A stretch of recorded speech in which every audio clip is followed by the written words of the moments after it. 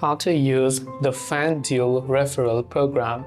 Now, FanDuel offers a referral program that allows you to earn rewards by inviting friends to join the platform.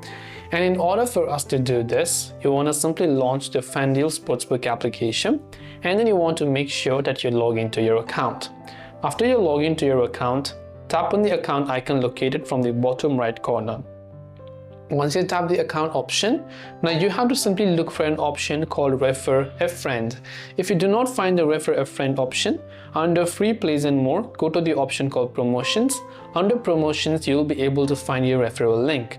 Once you send the referral link to your friend, then over there, if somebody signs up using your link over here, right, then they will be able to go ahead and then basically get some amount of bonus. So you can say refer your friend to join FanDuel and you'll get $50 in bonus bets after they place and settle their first bet. So tap on invite friends option right here and you will get your referral link, after which you'll be able to refer a friend.